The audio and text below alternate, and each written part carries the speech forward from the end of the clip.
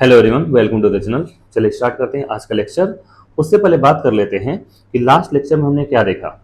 Last lecture में introduction class of organic chemistry जो part 1 था हमारा, जनरल ऑर्गेनिक केमिस्ट्री हम देख रहे हैं।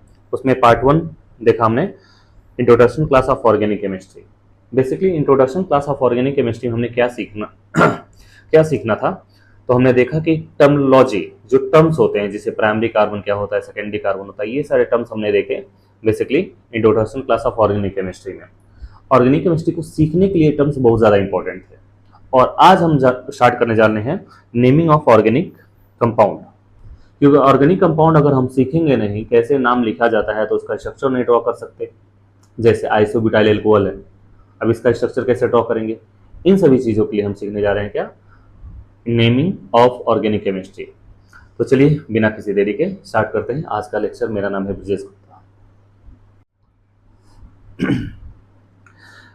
ऑर्गेनिक कंपाउंड, सबसे पहले कोई ऑर्गेनिक कंपाउंड लैब में सिंथेसाइज हुआ था बच्चों, तो वो था यूरिया, जिसको फ्रेडरिक वोरल नाम के साइंटिस्ट ने 1828 में सिंथेसाइज किया। डिस्कवरी इसकी पहले हो चुकी है। डिस्कवरी हिलेरी मार्टिन राउले नाम के साइंटिस्ट ने यूरिन में करी थी, यूरिया की डिस्कवरी इन 1773 में। ठीक है ना।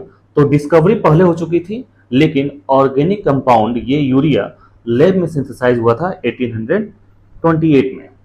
इसके बारे में थोड़ा सा हमने introduction class of organic chemistry में देखा भी था इसके बारे में। ठीक है, कैसे ये सिंथेसाइज किया गया है। और इसका आईपीएक नाम, सिंस हम नेमिंग पढ़ने जा रहे हैं, तो सबसे पहला जो ऑर्गेनिक कंपाउंड है इसका नाम जानते हैं। इसका नाम है कार्बोनिक डाइअमाइड।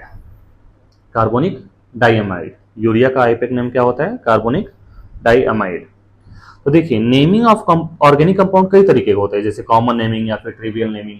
अब ये आपको डायरेक्ट क्वेश्चंस नहीं आते, चाहे वो नीट का एग्जाम हो चाहे आपका जेई का एग्जाम हो, डायरेक्ट क्वेश्चन नहीं आते। जनरली कैसे क्वेश्चन आते हैं, रिएक्शन के फॉर्म में। जैसे आइसोब्यूटाइल अल्कोहल है, उसका डिहाइड्रेशन कराइए, तो isobutyl is not an IUPAC name. ये कोई आईपीएक नेम नहीं है, ये एक कॉमन नेम है। तो सबसे पहले हम डिस्कस करने जा रहे हैं कॉमन नेमिंग, उसके बाद हम डिस्कस करेंगे आईपीएक नेमिंग, उसके बाद से कुछ नेमिंग कंपाउंड होते हैं जो डिराइव्ड होते हैं, उनके बारे में बात करेंगे। कॉमन नेमिंग क्या होता है। कॉमन नेमिंग कई तरह के बेसिस पर क्लासिफाई किए गए हैं। On the basis of origin, source of origin के बेसिस पर कॉमन नेमिंग बताते हैं। जैसे CH4 मार्स प्लेसेस होते हैं, वहां से ओरिजिनेट किया जाता है, उसको बोलते हैं हम मार्स गैस। CH4 को मार्स गैस भी बोलते हैं। मिथनॉल, ये जो हमारा कंपाउंड है एक कार्बन के अल्कोहल को आईपीएक नेम में हम मिथनॉल बोलते हैं। अब ये डिस्टिलेशन ऑफ वुड से हमें मिलता है, इसलिए इसका नाम है वुड स्प्रिट। तो इसकी क्या, सोर्स ऑफ ओरिजिन के बेसिस पे नाम है। फॉर्मिक एसिड, रेडांट फॉर्मिका जिसको बोलते हैं, वहां से ये आपका ओरिजिनेट करता है, इसलिए इसको फॉर्मिक एसिड बोलते हैं। ये हमारा एस्टिक एसिड जिसको हम कॉमन नेमिंग में विनेगर बोलते हैं। ठीक है। यूरिया, यूरिन से मिला हुआ कंपाउंड है, ओरिजिन इसका क्या है, यूरिन है। तो जहां से सोर्स ऑफ ओरिजिन है जिन कंपाउंड्स का, उस बेसिस पे नाम है। लैक्टिक एसिड, लैक्टम में पाया जाता है, मिल्क में, है ना, ये उसका स्ट्रक्चर है। तो ये तो सोर्स ऑफ ओरिजिन के बेसिस पे नाम है, जिसको एज इट इज हम याद रख सकते हैं। लेकिन क्या कॉमन नेमिंग इससे हटके भी है? हाँ, कॉमन नेमिंग टाइप 2 की बात करें अगर हम, तो रेडिकल के बेसिस पर, कैसा कार्बन का रेडिकल है, कार्बन की चेन कैसी है, उस बेसिस पर कॉमन नेमिंग किया गया। तो ये कॉमन नेमिंग ऑफ रेडिकल के बारे में सबसे पहले बात करते हैं। कोई हाइड्रोकार्बन है हमारा, हाइड्रोकार्बन का मतलब ऐसा कंपाउंड जिसमें केवल कार्बन और हाइड्रोजन हो। अगर उसमें से कोई हाइड्रोजन को रिप्लेस करके कोई फंक्शनैलिटी लगा दी जाए, कोई भी फंक्शनैलिटी लगा दी जाए, तो किस हाइड्रोजन को हम रिप्लेस कर रहे हैं, रिप्लेस करने के बाद जो बना उसको बोल रहे हैं हम क्या, हाइड्रोकार्बन रेडिकल। अभी कई तरीके को हो सकते हैं, हो सकता है आपने एल्केन से हाइड्रोजन निकाला हो सकता है एल्कीन से हाइड्रोजन निकाला हो सकता है अल्काइन से हाइड्रोजन निकाला हो। क्योंकि हम हाइड्रोकार्बन की बात कर रहे हैं, तो पहले एलिफेटिक हाइड्रोकार्बन, कई तरह के आपके रेडिकल होंगे, है ना। तो हम हाइड्रोजन को निकलने के बाद जो बचा हाइड्रोकार्बन में, उसको हम बोल रहे हैं हाइड्रोकार्बन रेडिकल। और उस हाइड्रोजन की जगह पर हम कोई फंक्शनल ग्रुप लगा देते हैं, जैसे OH हो सकता है, यहाँ पर क्लोरीन हो सकता है, ब्रोमीन हो सकता है, एल्डिहाइड हो सकता है। तो हम सबसे पहले जानते हैं कि हाइड्रोकार्बन रेडिकल की नेमिंग हम पढ़ने वाले हैं। हाइड्रोकार्बन रेडिकल कितने तरीके के होते हैं, ये डिपेंड करता है framework of carbon and hydrogen पर, बेसिकली कार्बन और हाइड्रोजन का फ्रेमवर्क कैसा है, कैसा स्केलेटन है, उस बात पर डिपेंड करता है कि हमारा हाइड्रोकार्बन रेडिकल कितने तरीके का होगा। आइए बात करते हैं टाइप्स ऑफ रेडिकल के बारे में। सबसे पहले बात करेंगे हम एलिफैटिक रेडिकल के बारे में, फिर हम देखेंगे एलिसाइक्लिक रेडिकल क्या होता है, फिर हम देखेंगे एरोमेटिक रेडिकल क्या होता है। एलिफैटिक रेडिकल, एलिफैटिक हाइड्रोजन से बनने वाला रेडिकल, सिंपल वर्ड में देख रहे हैं कि एलिफैटिक हाइड्रोजन से बनने वाला जो रेडिकल है उसको हम क्या बोल रहे हैं, एलिफैटिक रेडिकल बोल रहे हैं। अब सिंस एलिफैटिक हाइड्रोकार्बन तो हमारा एल्केन भी है, एल्कीन भी है और अल्काइन भी है, एल्केन एल्कीन अल्काइन। तो एल्केन से अगर एक हाइड्रोजन हटा दिया जाए तो जब बनने वाला हमारा रेडिकल है उसको हम अल्काइल बोलते हैं। अगर एल्कीन से एक हाइड्रोजन रिप्लेस कर दिया जाए तो जो बना हुआ उसको बोलेंगे एल्केनिल, और जो अल्काइन से निकलने वाला बनने वाला जो हमारा एलिफैटिक रेडिकल है उसको बोलेंगे हम एल्काइनिल। ठीक है ना, ये सिंपल है। एल्केन में से एक हाइड्रोजन निकालने के बाद जो बचा उसको हम अल्काइल रेडिकल बोलते हैं। एल्कीन मॉलिक्यूल में से एक हाइड्रोजन निकालने के बाद जो बचा उसको बोलते हैं एल्केनिल रेडिकल, और अल्काइन से एक हाइड्रोजन निकालने के बाद जो बना उसको बोलते हैं एल्काइनिल रेडिकल। ठीक है ना। अब बात करते हैं सबसे पहले अल्काइल रेडिकल। अल्काइल रेडिकल का कॉमन नेम कैसे होगा, तो कॉमन नेमिंग कैसे अगर बात करें तो एल्क प्लस इल, वाई एल, ये क्या रिप्रेजेंट करेगा, ये रिप्रेजेंट करता है नंबर ऑफ कार्बन, कितने कार्बन एटम है हमारे, जो हमारा रेडिकल है उसमें टोटल कितने कार्बन है उसको रिप्रेजेंट करता है एल्क। ठीक है, फॉर एग्जांपल जैसे एक कार्बन है उसमें से हमने एक हाइड्रोजन निकाल लिया तो जो बनने वाला अल्काइल रेडिकल उसको हम क्या बोलेंगे, मिथाइल।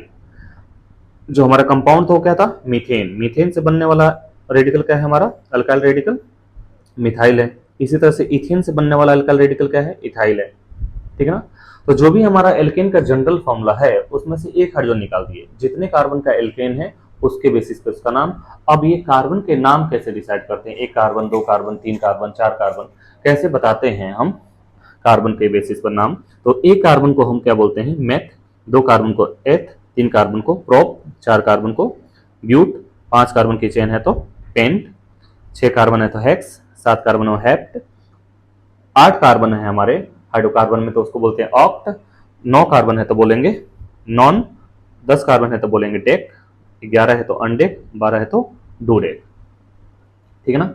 इस तरह से हम देखते हैं। तो चलिए बात करते हैं कि चलिए एक कार्बन का हाइड्रोकार्बन, ये हमारा तीन कार्बन का एक हाइड्रोकार्बन। अब इसमें हम देखें ध्यान से तो इसमें दो तरह के हाइड्रोजन है, एक प्राइमरी कार्बन से लगा हुआ और एक सेकेंडरी कार्बन से लगा हुआ हाइड्रोजन। तो दो तरह के हमारे रेडिकल बन सकते हैं यहाँ पर। अगर हम प्राइमरी कार्बन से हाइड्रोजन को रिप्लेस कर दें तो बनने वाला हमारा रेडिकल है ये, इसका नाम है normal propyl. Normal propyl, normal किस लिए है, स्ट्रेट चेन है, ब्रांच चेन से मैंने कहीं हटाया नहीं, ब्रांचिंग में कहीं अटैचमेंट नहीं है, ये हमारा स्ट्रेट चेन है, टर्मिनल से हम हाइड्रोजन हटा रहे हैं इसलिए हम बोल रहे हैं नॉर्मल। नॉर्मल प्रोपाइल क्योंकि तीन कार्बन है इसलिए प्रोपाइल हो गया। कैसे हमने नेमिंग सीखी थी, हमने देखा नेमिंग करने के लिए L plus Y L, L represent करेगा नंबर ऑफ कार्बन। ठीक है ना। तो एक कार्बन होगा तो मेथ, दो कार्बन होगा तो एथ, तीन कार्बन होगा तो प्रोप, इस तरह से हमने देखा। चलिए अब अगर मान लीजिए यहां से हाइड्रोजन हटा दिया जाए तो बनने वाला जो हमारा अल्काइल रेडिकल है वो ये है। इस अल्काइल रेडिकल का नाम है आइसोप्रोपाइल, या फिर आप इसको सेकेंडरी प्रोपाइल भी बोल सकते हैं क्योंकि जो कार्बन है वो क्या है, सेकेंडरी है। जनरली हम क्या यूज करते हैं इसके लिए, आइसोप्रोपाइल। क्या यूज करते हैं, आइसोप्रोपाइल। आइसो ग्रुप, जो आइसो नेमिंग है वो कब आएगा आपका, जब सेकेंड कार्बन पर किसी भी एंड से सेकेंड कार्बन पर आपका एक CH3 लगा हो, 1 2 एंड से सेकेंड कार्बन पर एक CH3 लगा हो तो इस ग्रुप को हम बोलेंगे क्या, आइसो। और सिंस इसमें तीन कार्बन है तो इसलिए इसका नाम क्या हो गया, प्रोपाइल। ठीक है ना। चलिए अगर चार कार्बन के एल्केन से अगर हम एल्काइल रेडिकल बनाएं तो ये कितने तरीके का हो सकता है, क्योंकि ये दो तरह का हाइड्रोजन है इसमें। ये टर्मिनल कार्बन से जो प्राइमरी कार्बन है हमारा, इसके अलावा सेकेंडरी कार्बन से भी हम हाइड्रोजन रिप्लेस कर सकते हैं। तो इसमें हमारे टोटल कितने तरह का हाइड्रोजन है, दो तरह के। मतलब इस पार्टिकुलर हाइड्रोकार्बन से, जिसको हम बोल रहे हैं नॉर्मल ब्यूटेन, दो तरह के अल्काइल रेडिकल जनरेट कर सकते हैं।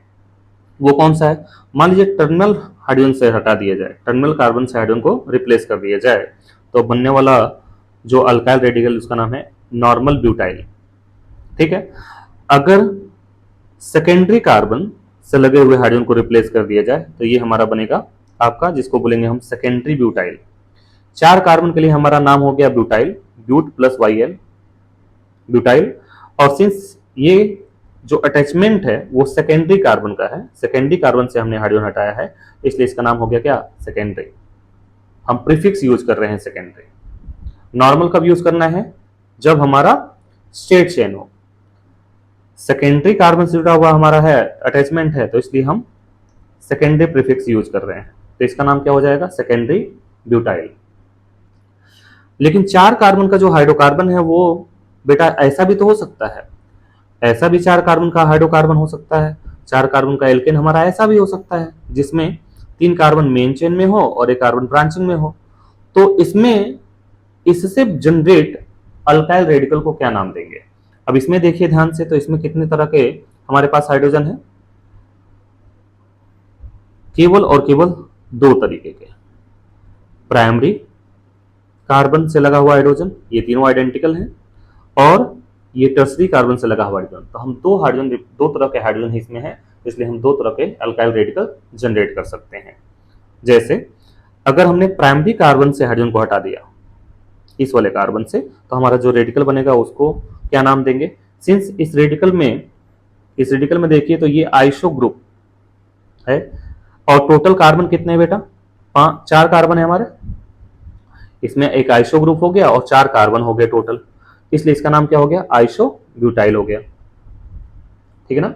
4 कार्बन के लिए इस ग्रुप के लिए हम यूज कर रहे हैं आइसो, 4 कार्बन हो गया तो ब्यूट और plus Y L, isobutyl. ठीक। अब यहां पर देखिए इस वाले अल्काइल ग्रुप को अगर टर्सरी कार्बन से लगे हुए हाइड्रोजन को रिप्लेस करके अल्काइल रेडिकल जनरेट किया जाए तो इसका नाम क्या होगा? अब यहां पर देखिए जो ये कार्बन का नेचर है बेटा, ये टर्सरी कार्बन है, एक कार्बन 3 कार्बन जुड़ा हुआ है। टोटल कार्बन कितने हैं इस ग्रुप में? 4, इसलिए इसका नाम हो गया टर्सरी ब्यूटाइल। ठीक है ना? बहुत आसान है, कॉमन नेमिंग थोड़ा सा आपको समझने की जरूरत है, बाकी बहुत आसान सा पोर्शन है, आप आराम से देखते चलिए 5 कार्बन के हाइड्रोकार्बन से अल्काइल रेडिकल कितने तरीके के बन सकते हैं? अब 5 कार्बन का हाइड्रोकार्बन जो हमारा है बेटा, वो इस तरीके का भी हो सकता है, नॉर्मल पेंटेन जिसको बोलते हैं। अब इसमें देखिए हाइड्रोजन कितने तरीके के हैं, ये वाला हाइड्रोजन और ये वाला कार्बन, ये दोनों तो क्या हो गए? आइडेंटिकल हो गए। फिर ये दोनों कार्बन, ये सेकेंडरी कार्बन से लगे हुए, ये सेकेंडरी कार्बन है और ये आपका टर्सरी कार्बन है। मतलब हमारे पास 3 तरह के हाइड्रोजन है यहाँ पर, जिसको रिप्लेस करके हम अल्काइल रेडिकल जनरेट कर सकते हैं। अगर बात करें टर्मिनल वाले कार्बन से हाइड्रोजन को रिप्लेस कर दिया जाए तो हमारा ये रेडिकल बनेगा, जिसका नाम हो जाएगा क्या? सिंस ये स्ट्रेट चेन है इसलिए नॉर्मल, 5 कार्बन है तो pent plus Y L, pentyl. तो ये क्या हो गया? हमारा नॉर्मल पेंटाइल हो गया। अगर यहां बात करें, हो सकता है इस वाले कार्बन से हमने हाइड्रोजन हटाया हो, तो यहाँ पर जो रेडिकल बन रहा है, यहाँ पर मैं स्टार लगा हुआ है। स्टार क्यों लगाया हुआ है? ये इसलिए लगाया हुआ है कि ये कार्बन एक तरह का कायरल कार्बन जनरेट करेगा। ये कायरल कार्बन क्या होता है? अगर किसी कार्बन से 4 एटम या फिर ग्रुप ऑफ एटम लगे हो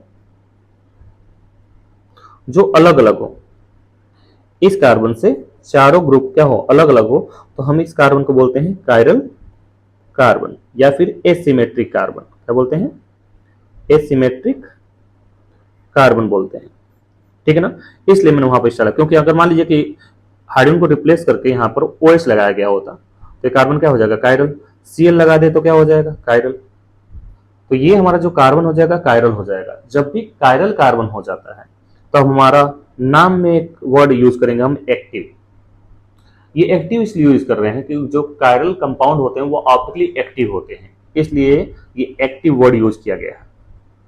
चलिए अब बात करते हैं कैसे नाम हमने इसको लिखा है, इस एल्काइल रेडिकल का नाम। तो इसमें टोटल कार्बन कितने हैं? टोटल कार्बन कितने हैं? 5। ये जो कार्बन है हमारा वो सेकेंडरी कार्बन है, 2 कार्बन से अटैच्ड है। ठीक है ना? और सिंस ये कार्बन कायरलिटी जनरेट करेगा, इसको प्रोकायरल कार्बन बोल सकते हैं। इसको प्रोकायरल कार्बन, अगर कोई ग्रुप लगेगा तो कायरलिटी जनरेट हो जाएगी और ये ऑप्टिकली एक्टिव हो जाएगा, इसलिए बोल रहे हैं सेकेंडरी एक्टिव।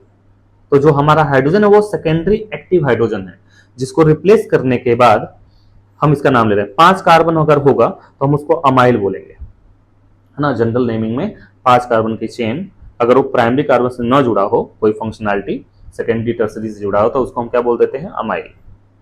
ठीक है, थोड़े यहां देखिए ध्यान से, तो इसका नाम क्या हो जाएगा, सेकेंडरी एक्टिव अमाइल। अब थोड़ा ध्यान दीजिए, अगर हम थर्ड वाले हाइड्रोकार्बन पे जाएं तो यहां से इस हाइड्रोजन को निकाला गया है। अब ऐसा लग रहा है ना कि इसमें तो 5 कार्बन है और इसमें भी 5 कार्बन है, तो नेमिंग में डिफरेंशिएट कैसे किया जाए, इस अल्काइल रेडिकल का नाम डिफरेंट कैसे होगा। सिंस ये जो कार्बन है हमारा, ये कायरलिटी नहीं डेवलप कर पाएगा क्योंकि ये दोनों ग्रुप क्या हो गए, सिमिलर हो गए। ठीक, तो यहाँ के हाइड्रोजन को जब रिप्लेस करके बनाया गया तो ये हमारा एक अल्काइल रेडिकल बना। सिंस ये कार्बन सेकेंडरी है और 5 कार्बन है, इसलिए क्या बोलेंगे, secondary amyl radical. Secondary amyl, इसका नाम क्या हो जाएगा हमारा, सेकेंडरी अमाइल। लेकिन 5 कार्बन की हाइड्रोकार्बन की चेन ऐसी ही हो, कोई जरूरी तो नहीं है। ऐसा भी तो हो सकता है 5 कार्बन का हमारा हाइड्रोकार्बन ऐसा हो। अगर यहां पर देखें तो हमारे पास कितने तरह के हाइड्रोजन है, ये दोनों हाइड्रोजन, ये दोनों कार्बन देखिए आइडेंटिकल कार्बन है, क्योंकि ये दोनों कार्बन टर्सरी कार्बन से जुड़े हुए हैं। ये भी एक प्राइमरी कार्बन है, लेकिन ये इन दोनों के आइडेंटिकल नहीं है। क्यों, क्योंकि ये जिससे जुड़ा हुआ है वो एक सेकेंडरी कार्बन है, ये दोनों किससे जुड़े हुए हैं, टर्सरी कार्बन से जुड़े हुए हैं, और ये जो है वो प्राइम सेकेंडरी कार्बन से जुड़ा हुआ है। तो ये दोनों क्या हो गए, अलग अलग हो गए। फिर सेकेंडरी कार्बन भी है और टर्सरी कार्बन से लगा हाइड्रोजन भी है। तो हमारे पास टोटल कितने हाइड्रोजन हो गए, 1 2 and 3 and 4 types of hydrogen हमारे हाइड्रोकार्बन में है। इसका मतलब इससे हम 4 तरह के अल्काइल रेडिकल जनरेट कर सकते हैं, 4 तरह के अल्काइल रेडिकल जनरेट कर सकते हैं। चलिए पहले बात करते हैं, ये जो टर्मिनल कार्बन है प्राइमरी कार्बन, इससे हाइड्रोजन रिप्लेस कर दिया जाएगा तो हमारा अल्काइल रेडिकल ये बनेगा, ये बनेगा। इसका देखिए, इसमें ध्यान दे देखिए, ये आइसो ग्रुप आ गया, चेन के सेकंड पोजीशन सेकंड कार्बन पर क्या CH3 लगा हुआ है, तो इसको हम क्या बोल देंगे, आइसो ग्रुप। और प्रीफिक्स यूज कर लेंगे, सिंस टोटल कार्बन कितने हैं इसमें, 5, तो इसका नाम क्या हो गया, आइसो पेंटाइल हो गया। ठीक है ना। यहां देखिए, इस वाले कार्बन से अगर हाइड्रोजन को रिप्लेस कर दिया जाए तो जो हमारा अल्काइल रेडिकल बन रहा है उसको ध्यान से देखिए, तो ये कायरलिटी डेवलप हो जाएगी, क्योंकि 3 ग्रुप ये अलग अलग हो गए, एक हाइड्रोजन, और जो अटैचमेंट होगा वो अलग हो जाएगा, तो हमारा क्या हो जाएगा, ये कायरल कार्बन जनरेट हो जाएगा। अब इसमें भी क्या है, आइसो ग्रुप है, इसमें भी हमारा आइसो ग्रुप है। प्लस ध्यान देंगे कि कायरलिटी हो गया तो एक्टिव वर्ड नाम आ गया, और ये आइसो ग्रुप होने की वजह से आइसो प्रीफिक्स हो गया, तो आइसो एक्टिव 5 कार्बन है, इसलिए क्या हो गया, अमाइल। अब ये थोड़ा अलग है, हम इसमें नहीं लिख रहे हैं, पेंटाइल नहीं लिख रहे हैं, है ना, इसको अमाइल बोलते हैं। थोड़ा ध्यान दीजिएगा, पेंटाइल भी यूज कर सकते हैं लेकिन जनरली यूज नहीं किया जाता कॉमन नेमिंग 5 कार्बन के लिए। पेंटाइल कब यूज करते हैं, जब कोई फंक्शनलिटी प्राइमरी कार्बन से जुड़ी हो, याद रखिएगा, जब कोई फंक्शनलिटी प्राइमरी कार्बन से जुड़ी हो।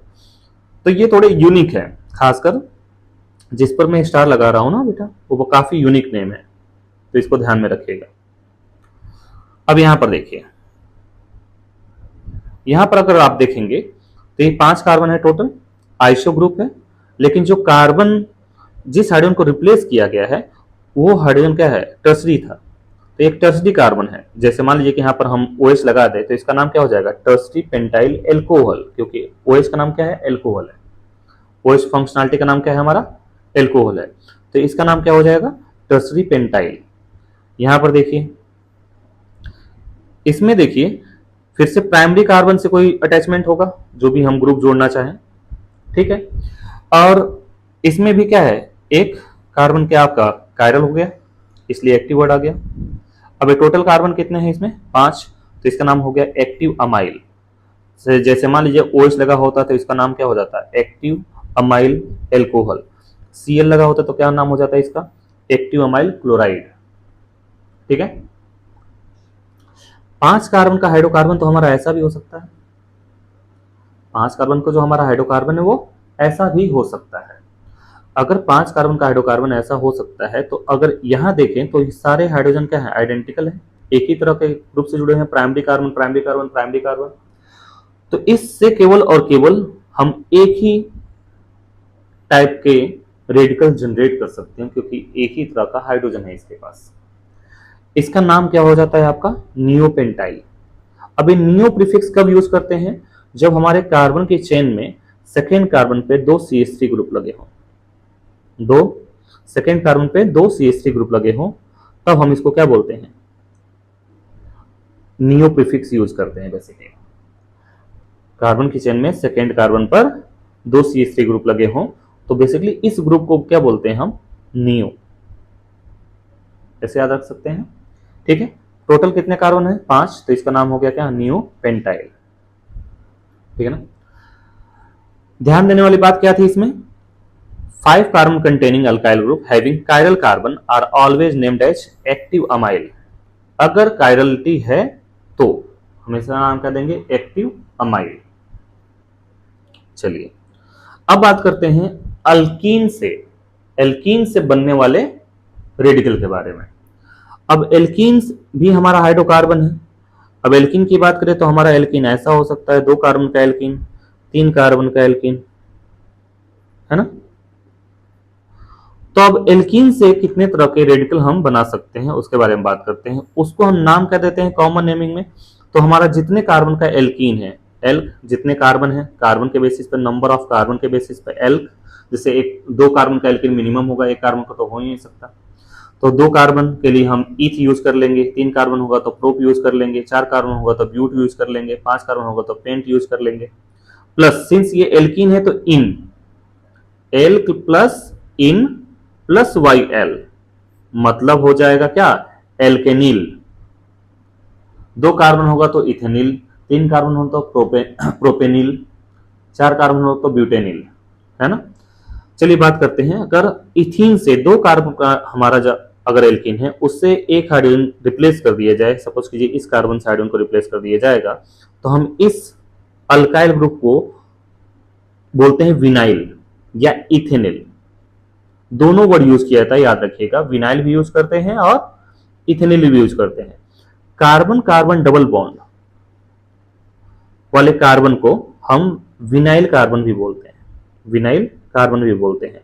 अगर सपोज कीजिए इससे CH2 double bond CH Cl लगा हो तो इसका कॉमन नाम क्या होगा, इसका कॉमन हो जाएगा या तो इथेनिल क्लोराइड बोल देंगे या फिर हम बोल देंगे इसको विनाइल क्लोराइड। इसी का नाम क्या हो जाएगा बेटा, विनाइल क्लोराइड हो जाएगा, विनाइल क्लोराइड।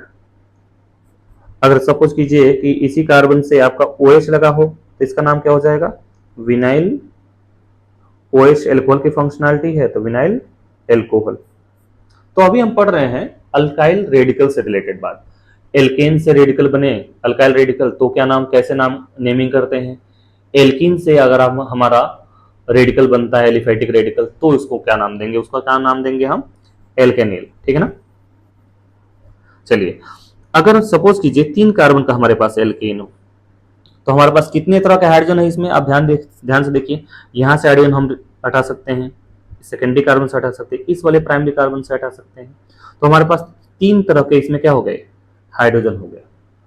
हमारे पास कितने तरह के हाइड्रोजन हो गए, 3 तरह के। इसका मतलब 3 कार्बन के एल्कीन से मैं 3 तरह के एल्केनिल रेडिकल जनरेट कर सकता हूं, और सबके नाम देख लेते हैं। अगर हमारा 3 कार्बन के एल्कीन से पाई बॉन्डेड वाले कार्बन से हाइड्रोजन को रिप्लेस कर दिया जाए तो हमारा ऐसा कुछ स्ट्रक्चर बनेगा। क्योंकि ये स्ट्रेट चेन है इसलिए हम किसको बोलते हैं, और इस पर टर्मिनल पर हमारा फंक्शनैलिटी लगेगा, इसलिए इसका नाम क्या हो जाएगा, normal pentyl. Normal for straight chain, 3 carbon है इसलिए प्रोप, और इन है इसलिए En, और लास्ट में हम क्या जोड़ते हैं, YL, L plus in plus YL, ठीक है ना। तो इसका नाम क्या हो जाएगा, नॉर्मल प्रोपेनिल। अगर यहां पे बात किया जाए सेकेंडरी कार्बन से इस हाइड्रोजन को हटाया गया। तो आप ध्यान दीजिए कि एक तरह से ऐसा नहीं लग रहा है कि ये CH2 है, डबल बॉन्ड C है, ये CH3 है और इससे फंक्शनैलिटी हमारी लगी हुई है, ऐसे यहां से हाइड्रोजन हटाया है। तो ये क्या लग रहा है ना, आइसो ग्रुप है। चेन के सेकेंड कार्बन से एक CH3 लगा हुआ है, तो इसलिए आइसो प्रीफिक्स यूज कर लिया गया। और टोटल कार्बन कितने हैं, 3, तो प्रोप यूज कर लिया गया। एल्कीन है इसलिए इन यूज कर लिया गया, प्लस YL। तो इसका नाम क्या हो जाएगा, आइसो प्रोपेनिल। क्या नाम हो गया, आइसो प्रोपेनिल हो गया। यहां देखिए 4 कार्बन का हमारा एल्कीन है, जिसको ब्यूटीन 2 बोलते हैं आप आईपेक नेमिंग में। चलिए, इससे हमारे कितने तरह का हाइड्रोजन है, 2 तरीके के। पार्टिकुलरली इसको ध्यान देते हैं, ये हमारे लिए इंपॉर्टेंट है। ये यहां से हमारे लिए अगर हाइड्रोजन को हटा दिया जाए तो इसको हम बोलते हैं क्रोटाइल। इसको क्या बोलते हैं, क्रोटाइल। अब आपको कंफ्यूजन ये हो रही होगी, सर आपने बोला तो 4 कार्बन, ये तब हम नेमिंग यूज करेंगे जब हमारा पाई बॉन्ड क्या हो, टर्मिनल पे हो। जैसे मान लीजिए कि 4 कार्बन है, इस तरह से एल्कीन हो, तो यहां से हाइड्रोजन हटाया गया हो, तो इसका नाम हम क्या लिख सकते हैं, ब्यूटेनिल, नॉर्मल ब्यूटेनिल। ठीक है ना। अगर ऐसा होगा, यहां से हटा दिया गया, तो यहां पर हम क्या बोलेंगे, आइसो ब्यूटेनिल। इस तरह से नेमिंग करेंगे। कुछ स्पेसिफिक है, ये 4 कार्बन, इस वाले को याद रखिएगा कि यहां से जो हाइड्रोजन होता है तो इसको हम नॉर्मली बोलते हैं क्या, क्रोटाइल। ठीक है। अल्काइन रेडिकल, अल्काइन मतलब एल्कीन, जो हमारा अल्काइन फंक्शनैलिटी होता है जिसमें कार्बन ट्रिपल बॉन्ड कार्बन। अब ये कितने कार्बन के हैं उस बात पर अब डिपेंड करेगा इसका नाम क्या है। तो इसकी नेमिंग अल्काइन से बनने वाले एल्काइनिल रेडिकल कहलाते हैं, एल्काइनिल, जिसमें जो ये वर्ड है elk, number of carbon, YN for, since हम एल्काइन से बना रहे हैं, प्लस YL, एल्काइनिल रेडिकल। तो अल्काइन से बनने वाले रेडिकल को हम क्या बोलते हैं, अल्काइनिल रेडिकल। कोई भी हमारा अल्काइन हो, जनरल हम लिख ले रहे हैं, कोई भी हमारा अल्काइन हो, चाहे जितने कार्बन का अल्काइन, उससे हम एक हाइड्रोजन हटाने के बाद जो भी हमारा अल्काइन है उससे एक हाइड्रोजन रिप्लेस करने के बाद जो हमारा बन रहा है, जो हमारा पार्टिकुलरली, एक मिनट, जैसे CH3 हमारा 3 कार्बन का एक अल्काइन है, ये इससे मैंने एक हाइड्रोजन हटाया, तो ये 3 कार्बन का हमारा एक अल्काइन था, जिससे एक हाइड्रोजन, हम जितने तरह का हाइड्रोजन है उतने तरह के हाइड्रोजन को रिप्लेस कर सकते हैं, उतने तरह का एल्काइनिल रेडिकल जनरेट होगा। जैसे मैंने यहां से टर्मिनल वाले हाइड्रोजन को रिप्लेस कर दिया, तो ये जो बना है हमारा एक एल्काइनिल रेडिकल है, सिंपल सा है। अल्काइन हाइड्रोकार्बन से अगर कोई भी हाइड्रोजन हटाकर कोई अदर फंक्शनैलिटी लगा देते हैं तो पहले उस ग्रुप को क्या बोलेंगे हम, एल्काइनिल। एल्केन से जो बन रहा था उसको क्या बोलते थे, अल्काइल। एल्कीन से जो बन रहा था उसको जनरली हम क्या बोल रहे थे, एल्केनिल। और जो अल्काइन से बन रहा है उसको बोल रहे हैं एल्काइनिल। ठीक है ना। चलिए आगे बात करते हैं।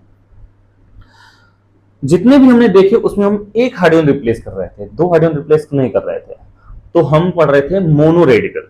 अब बात करते हैं पॉलीवैलेंट रेडिकल। पॉलीवैलेंट रेडिकल में क्या करेंगे, हम एक से ज्यादा हाइड्रोजन को रिप्लेस करके जो रेडिकल बना, जो हम एक से ज्यादा हाइड्रोजन हटा दिया, जो बन रहा है उसको बोलेंगे पॉलीवैलेंट। जैसे 2 कार्बन, हम जैसे इथेन है, इथेन से एक कार्बन हटा दिया तो हमारा इथाइल बन गया। 2 कार्बन हम हटा दे रहे हैं एक ही कार्बन से, ध्यान रखिएगा, एक ही कार्बन से दोनों हाइड्रोजन को हटा दिया गया एक एक करके, तो ये जो बना उसको बोले हैं इथाइलिडीन। अब नेमिंग करना बहुत आसान काम है ना। जो हम इथाइल बोल रहे हैं उसमें इन जोड़ दे रहे हैं, डीन। अगर 3 कार्बन, अगर 3 हाइड्रोजन को रिप्लेस कर दे रहे हैं तो उसका नाम दे रहे हैं नाम इथाइलिडाइन, ट्राइवेलेंट। तो इस तरह से हम नेमिंग देख लेते हैं। मोनोवेलेंट ज्यादातर आते हैं, डाइवेलेंट बहुत कम आएंगे, ट्राइवेलेंट बहुत कम आएंगे। तो डाइवेलेंट का नाम क्या हो जाएगा, इथाइलिडीन। और ट्राइवेलेंट अल्काइल रेडिकल का नाम क्या है आपका, इथाइलिडाइन।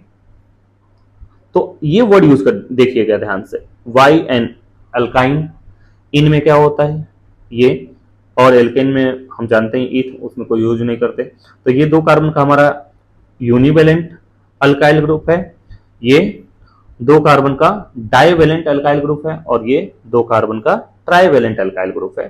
थोड़ा नाम ध्यान दीजिएगा, इथाइल, इथाइलिडीन, इथाइलिडाइन। ठीक है। हो सकता है कि जो 2 हाइड्रोजन हम हटा रहे हैं वो एक ही कार्बन से न हटाकर एडजेसेंट कार्बन से हटा रहे हैं। क्या बोल रहे हैं? एडजेसेंट कार्बन से रिप्लेस कर रहे हैं। तो इसका नाम है आपका इथाइलिन।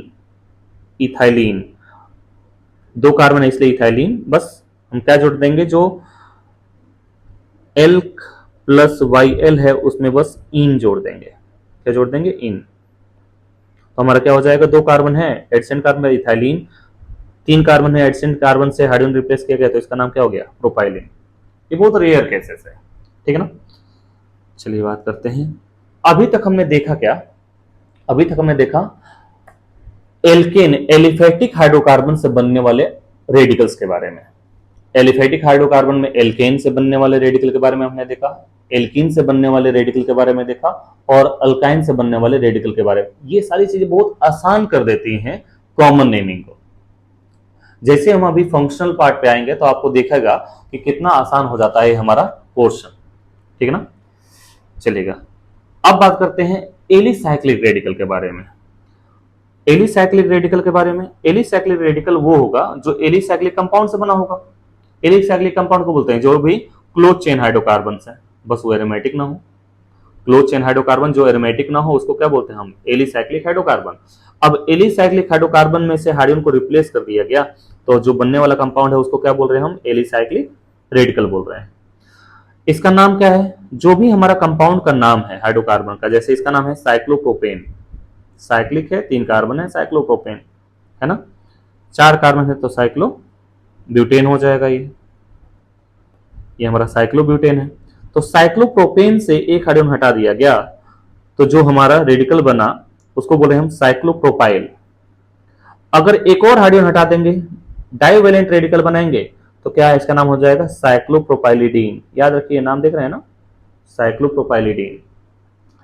3 कार्बन हम रिप्लेस नहीं कर सकते क्योंकि इस कार्बन में केवल 2 ही हाइड्रोजन थे, 3 हाइड्रोजन तो था ही नहीं। ठीक है ना। तो या तो हम मोनोवेलेंट मोनोवेलेंट एलिसाइक्लिक रेडिकल बना सकते हैं, या फिर बाइवेलेंट या फिर डाइवेलेंट अलाइलिक रेडिकल जनरेट कर सकते हैं एलिसाइक्लिक कंपाउंड से। जैसे अगर मान लीजिए कि हमारा 4 कार्बन का जो हाइड्रोकार्बन है उसको हम बोल रहे हैं साइक्लोब्यूटेन, इससे एक हाइड्रोजन रिप्लेस करके जो अल्काइल रेडिकल जनरेट किया गया है उसका नाम है, उस एलिसाइक्लिक रेडिकल का नाम है साइक्लोब्यूटाइल। यहां से एक हाइड्रोजन हमने रिप्लेस कर दिया, तो ये ग्रुप है ना। ये ग्रुप है जिससे कोई अटैचमेंट होगा। जैसे यहाँ पर क्लोरीन हो जाएगा, इसका नाम क्या हो जाएगा? साइक्लोब्यूटाइल क्लोराइड। अगर OH लगा देंगे तो क्या नाम हो जाएगा इसका? साइक्लोब्यूटाइल एल्कोहल हो जाएगा। ठीक है ना। तो अभी जो हम पढ़ रहे हैं बहुत बेसिक चीज पढ़ रहे हैं, कितने तरह के हाइड्रोकार्बन रेडिकल होते हैं। तो एलिफेटिक हाइड्रोकार्बन रेडिकल में हमने देखा एल्केन से बनने वाला, एल्कीन से बनने वाला, एल्काइन से बनने वाला। अभी देख रहे हैं एलिसाइक्लिक हाइड्रोकार्बन, एलिसाइक्लिक हाइड्रोकार्बन से बनने वाले रेडिकल के बारे में। चलिए बात करते हैं एरोमेटिक रेडिकल। एरोमेटिक रेडिकल में सबसे पहले बात करते हैं बेंजीन हमारा एक एरोमेटिक कंपाउंड है, और इसमें हर एक कार्बन पे एक एक हाइड्रोजन है। सारे आइडेंटिकल हैं, सारे आइडेंटिकल हैं। अगर हम केवल और केवल एक ही हाइड्रोजन निकालें तो कहीं से भी निकाल सकते हैं, सेम ही चीज हो गया। तो जब एक हाइड्रोजन हटाकर जो बनने वाला ग्रुप है उसको हम बोलेंगे, उस एरोमेटिक रेडिकल का नाम होगा फिनाइल। क्या नाम होगा? फिनाइल। मतलब हम बोल सकते हैं कि जो बेंजीन है इस ग्रुप को क्या बोलेंगे हम? Phenyl group. क्या बोलेंगे? फिनाइल। OH लगा होगा तो बोल देंगे फिनाइल एल्कोहल है ना। तो हमारा ये हो गया। अगर वो डाइवेलेंट है, तो डाइवेलेंट है तो 2 हाइड्रोजन हम हटा देते हैं, तो 2 हाइड्रोजन हम यहां और यहां से हटा सकते हैं। एक दूसरे का ऑर्थो पोजीशन बोलते हैं। ये और ये पोजीशन 1, 3 पोजीशन एक दूसरे का मेटा पोजीशन कहलाता है। 1 और 4 पोजीशन एक दूसरे का पैरा पोजीशन कहलाता है। तो अगर 2 हाइड्रोजन रिप्लेस करके जो अगर रेडिकल बना रहे हैं, बाइवेलेंट रेडिकल बना रहे हैं बेंजीन से, तो अगर पैरा पोजीशन से दोनों हाइड्रोजन हटाए गए हैं, पैरा पोजीशन से हटाए गए हैं, तो उसका नाम है पैराफिनाइलिन। अगर मेटा पोजीशन से हटाए गए हैं तो उसका नाम है मेटाफिनाइलिन। अगर ऑर्थो पोजीशन से हटाए गए हैं तो ऑर्थोफिनाइलिन, पैराफिनाइलिन, मेटाफिनाइलिन एंड ऑर्थोफिनाइलिन। ठीक है, कुछ और बात करते हैं। ये हमारा कंपाउंड है टोल्यूइन। बेंजीन के ऊपर एक CH3 लगा होता है तो इसका कॉमन नाम क्या होता है आपका? टोल्यूइन नाम होता है। अब यहां पर कितने तरह का हाइड्रोजन है ध्यान से देखेंगे तो एक तो ये CH3 पे लगा हुआ हाइड्रोजन है और बेंजीन रिंग पे लगे हुए हाइड्रोजन है। जो इस CH3 ग्रुप के ये ऑर्थो पोजीशन पे है, इस CH3 पे ये मेटा पोजीशन पे है और ये इस CH3 ग्रुप के पैरा पोजीशन पर है। तो अगर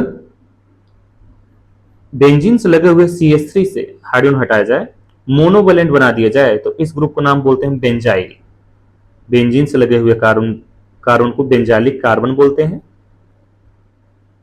बेंजाइलिक कार्बन बोलते हैं। अगर मोनोवेलेंट बना रहे हैं तो इसका नाम है बेंजाइल। अगर 2 हाइड्रोजन रिप्लेस करके बाईवेलेंट बना रहे हैं तो इसका नाम है बेंजल। अगर 3 हाइड्रोजन रिप्लेस करके हम एरोमेटिक रेडिकल बना रहे हैं तो इसका नाम है बेंजो। याद रखिएगा, मोनोवेलेंट के लिए क्या नाम है इसका? बेंजाइल। डाईवेलेंट के लिए क्या नाम है? बेंजल। ट्राईवेलेंट के लिए नाम क्या है? बेंजो। जैसे मान लीजिए 2 क्लोरीन लगा होता, इस पर इसका नाम क्या हो जाता है? Benzyl dichloride. इसका नाम क्या हो जाता है? या सिंपली बेंजल क्लोराइड। इसका नाम क्या हो जाएगा अगर 3 क्लोरीन लगे हो तो? बेंजो क्लोराइड, है ना। 3 OH लगे हैं, बेंजो एल्कोहल। 3 OH लगे हैं, बेंजल एल्कोहल। 1 OH लगा है, बेंजाइल एल्कोहल। कितना आसान हो जाता है ना। चलिए बात करते हैं कि अगर हाइड्रोजन बेंजीन रिंग से रिप्लेस किया गया हो तो ऑर्थो पोजीशन से हटाया गया है या फिर मेटा पोजीशन से या फिर para position with respect to the CH3।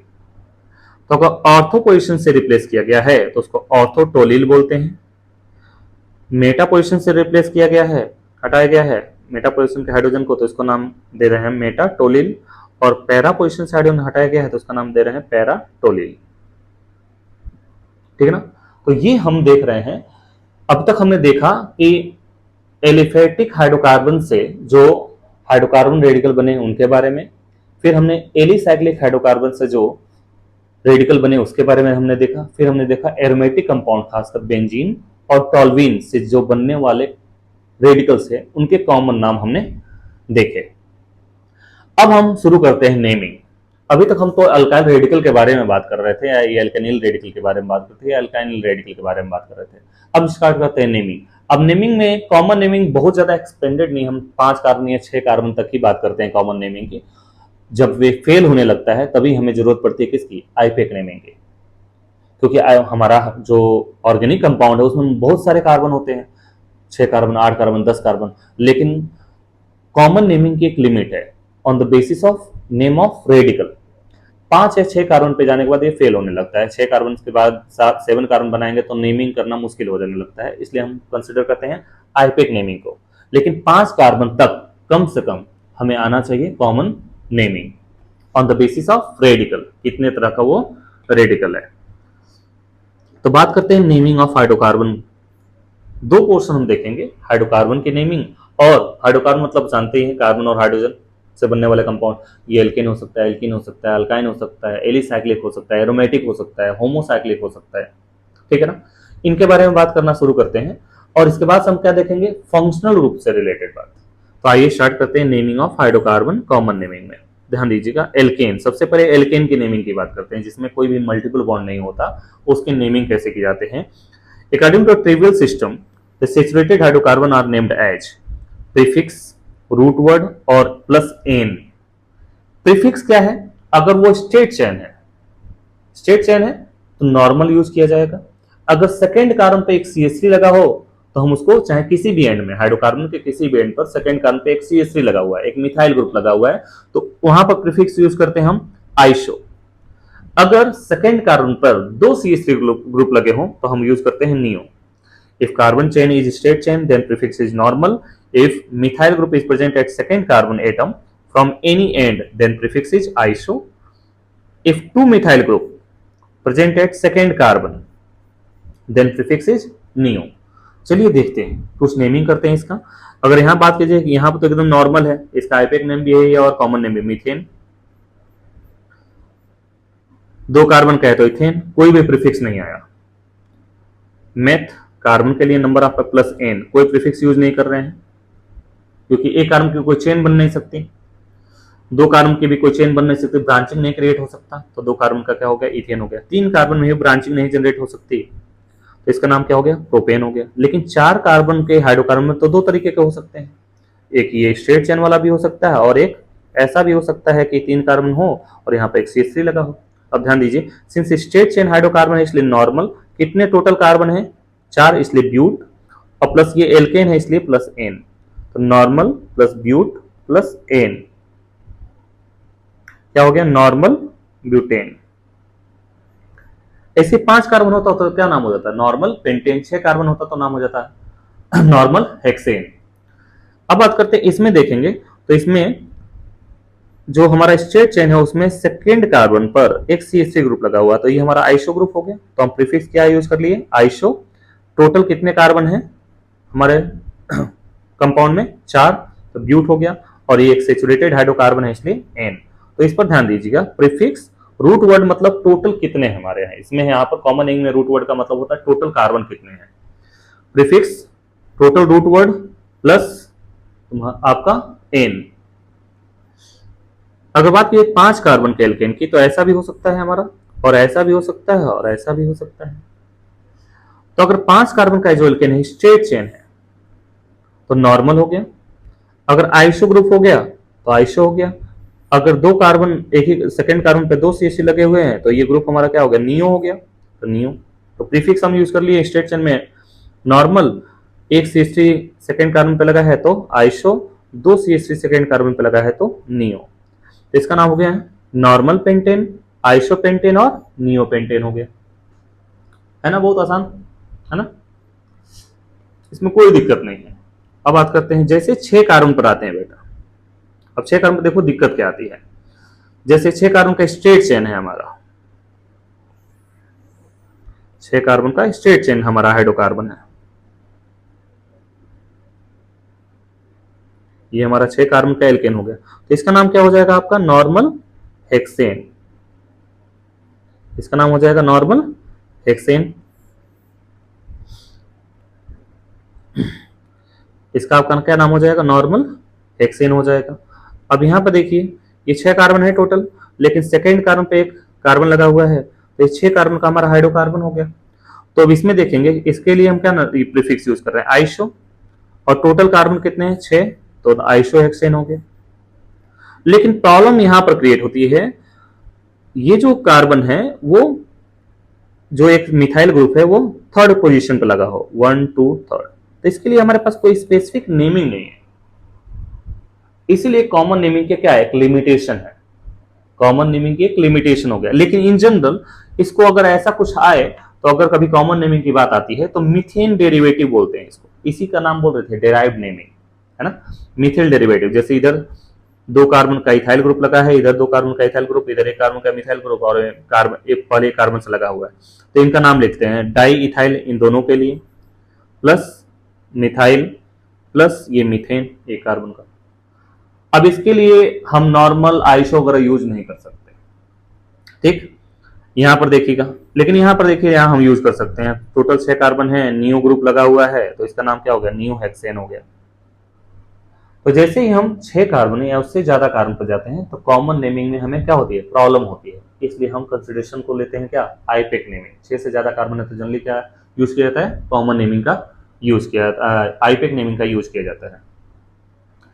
चलिए बात करते हैं एल्कीन की नेमिंग कैसे करेंगे।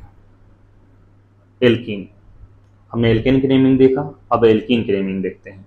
इसमें कुछ नहीं है, प्रीफिक्स अगर आइसो ग्रुप है तो आइसो, नॉर्मल है तो नॉर्मल, है ना, नियो है तो नियो, तो आइसो नियो अगर यूज कर सकते हैं। कब नहीं यूज करते हैं ये बहुत इंपॉर्टेंट है एल्कीन वाले क्वेश्चन में, कब हम आइसो नियो वर्ड यूज नहीं करते हैं, ठीक है, इस बात का हम ख्याल जरूर रखेंगे, इसमें हम देखेंगे।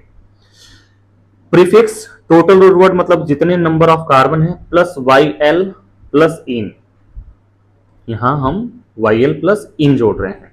जैसे दो कार्बन है तो हमारा एथ हो गया दो कार्बन के लिए, प्लस YL इथाइल और प्लस इन, इथाइलिन हो गया, क्या हो गया, इथाइलिन।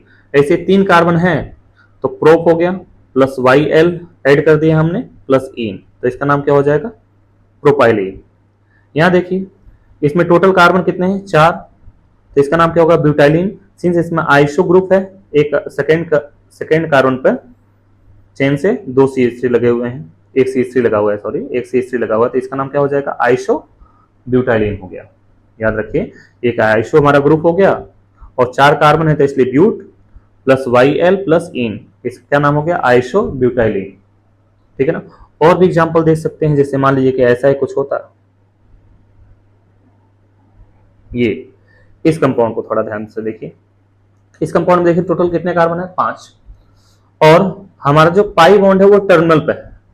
जब pi bond double bond terminal पे होगा तभी आप यूज करेंगे जो प्रीफिक्स है, नियो, आइसो, जो प्रीफिक्स यूज कर रहे हैं हम तभी यूज करेंगे जब हमारा डबल बॉन्ड क्या हो, टर्मिनल पर हो। अगर टर्मिनल पे नहीं है हमारा डबल बॉन्ड तो हम नियो और आइसो वर्ड यूज नहीं करेंगे प्रीफिक्स में। तो ऐसे सर अगर ऐसा होगा तो कैसे कॉमन नेमिंग करेंगे, तो इसके लिए मैं बताता हूं कैसे काम करेंगे कि कैसे कॉमन नेमिंग की जाएगी। लेकिन ये याद रखिएगा नियो और आइसो ग्रुप तभी यूज करेंगे प्रीफिक्स में जब हमारा जो पाई बॉन्ड है वो टर्मिनल पर हो, तभी यूज करना है। तो इसका नाम हो जाएगा आइसो ग्रुप है, 5 कार्बन है और टर्मिनल पर है पाई बॉन्ड, तो हमारा क्या नाम हो जाएगा, आइसो पेंटाइलिन। बहुत सिंपल है। चलिए कुछ बात ध्यान रखते हैं, क्या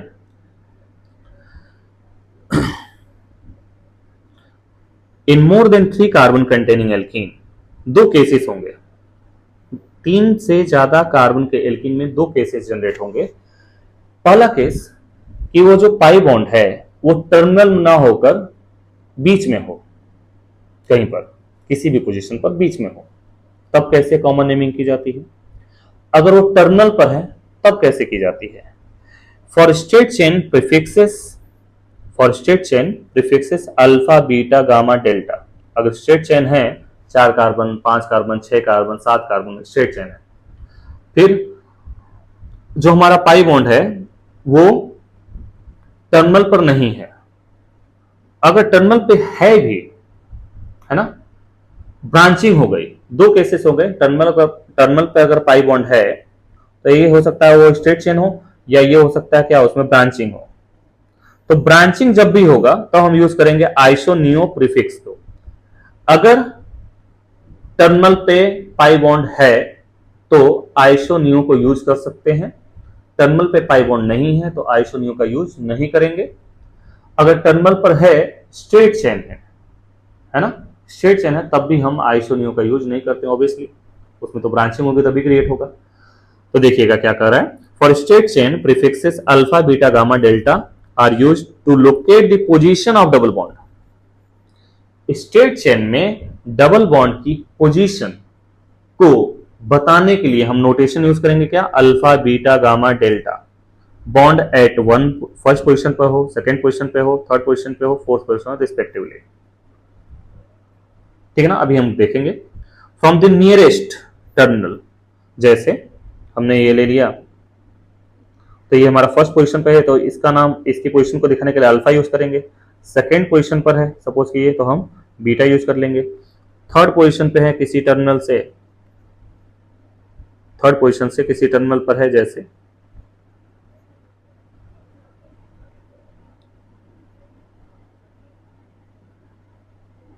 1 2 3, ये थर्ड पोजीशन पे है तो इसकी पोजीशन के लिए हम क्या यूज करेंगे, आपका गामा यूज करेंगे, अल्फा बीटा गामा, ऐसे काउंटिंग करेंगे। ठीक है ना, बहुत आसान है। अगर हमारा ब्रांच चेन एल्कीन है, 3 से ज्यादा कार्बन है और ब्रांच चेन एल्कीन है, तो हम वर्ड यूज करेंगे आइसो या फिर नियो। स्ट्रेट चेन है तो आइसो नियो का यूज नहीं करना पड़ेगा, तब हम डबल बॉन्ड की पोजीशन के लिए यूज करेंगे alpha beta gamma delta notation. जैसे इसके बारे में बात कर लेते हैं, इस एल्कीन को देखिए, 4 कार्बन का हमारा एल्कीन है, ये जो हमारा एल्कीन है वो 4 कार्बन का है ना, ये जो हमारा एल्कीन है वो 4 कार्बन का है। टर्मिनल पर है तो आप इसको नॉर्मल ब्यूटाइलिन भी बोल सकते हैं। नॉर्मल का मतलब हमेशा पाई बॉन्ड आपका क्या रहेगा, टर्मिनल पे ही रहेगा, है ना। या फिर इस पोजीशन को रिप्रेजेंट करने के लिए आप अल्फा वर्ड यूज कर सकते हैं, अल्फा ब्यूटाइलिन। 4 कार्बन है तो ब्यूट हो गया प्लस YL प्लस इन ब्यूटाइलिन। ये देखिए इसमें पाई बॉन्ड की पोजीशन आपका बीच में है, ठीक है ना। तो इसके लिए हम पहले बॉन्ड को क्या बोल रहे हैं, 0। ये हमारा क्या, ये हमारा ये अल्फा और ये बीटा पोजीशन, तो बीटा पोजीशन पर है तो इसका नाम क्या हो जाएगा, बीटा ब्यूटाइलिन। देखिए ये भी ब्यूटाइलिन है और ये भी ब्यूटाइलिन है। यहाँ पर अल्फा वर्ड इसलिए यूज किया जा रहा है क्या, पहले कार्बन पर है, पहले पोजीशन पर है, फर्स्ट पोजीशन पे। सेकंड पोजीशन पर है तो बीटा, थर्ड पोजीशन पे होगा तो गामा, फोर्थ पोजीशन पे होगा तो डेल्टा, ऐसा यूज करते हैं, ठीक है ना। यहाँ देखिएगा 5 कार्बन है और फर्स्ट पोजीशन पर ही आपका क्या हो गया, डबल बॉन्ड हो गया, तो इसलिए अल्फा यूज कर लिया। स्ट्रेट चेन है ऑब्वियसली तो अल्फा पेंटाइलिन हो गया।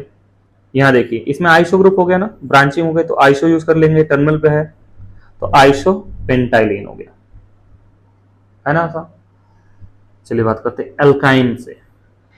अल्काइन होगा तो उसका नाम थोड़ा सा अलग होता है एज कम्पेयर टू एल्केन का जो हमने कॉमन नेमिंग देखा और एल्कीन का कॉमन नेमिंग देखा, उससे थोड़ा सा अलग होता है अल्काइन की common naming. According to trivial system, unsaturated hydrocarbon alkyne acetylene is treated as functional group। अब इसको बोलेंगे हम एसिटाइलिन।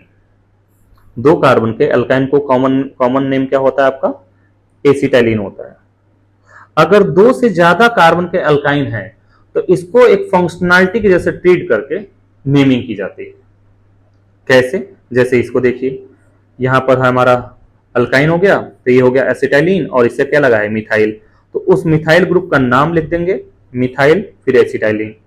यहाँ पे देखिए ये हो गया एसिटाइलिन, इधर मिथाइल ग्रुप लगा हुआ है, इधर इथाइल ग्रुप लगा हुआ है, तो इसका नाम अल्फाबेटिकल ऑर्डर में लिख देंगे। इथाइल पहले आएगा, इथाइल, मिथाइल फिर एसिटाइलिन।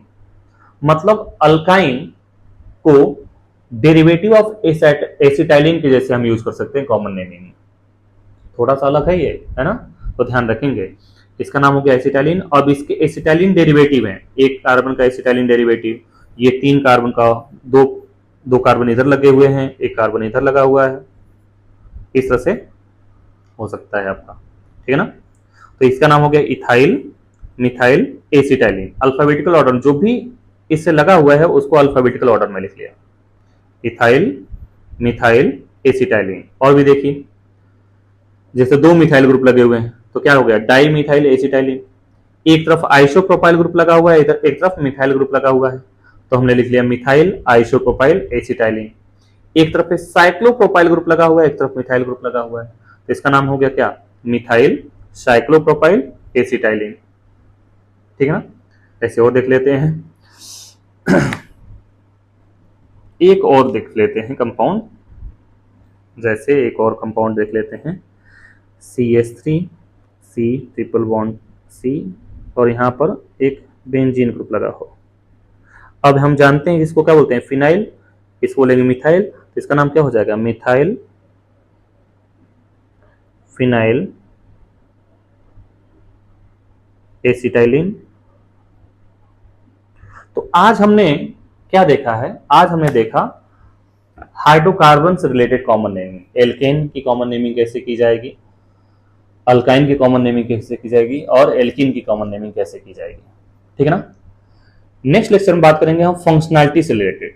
जो नेक्स्ट लेक्चर है कॉमन नेमिंग का, उसमें बात करेंगे फंक्शनल रूप से रिलेटेड कॉमन नेमिंग। जैसे OH लगा हो, कोई फंक्शनैलिटी लगी हो कार्बन चेन से, तो उसमें कॉमन नेमिंग कैसे किया जाता है on the basis of radical, किस रेडिकल से हमारा फंक्शनैलिटी अटैच्ड है उस बेसिस पर नाम लिया जाएगा, ठीक है ना। तो इसके बारे में हम नेक्स्ट लेक्चर में बात करेंगे। हाँ, अगर आप इस चैनल पर नए हो, अगर आपको ये वीडियो लेक्चर समझ में आया हो, अगर आपको रेलिवेंट लगता हो, है ना, तो प्लीज चैनल को सब्सक्राइब कर दीजिए और उन बच्चों से शेयर कीजिए जो खासकर +1 में है, जिनको ऑर्गेनिक केमिस्ट्री समझने में कोई दिक्कत होती है, क्योंकि हमने ऑर्गेनिक केमिस्ट्री स्टार्ट किया है पहले, ठीक है ना, तो उनको शेयर आप कर सकते हैं। चलिए आज के लिए इतना ही। Thank you for your cooperation.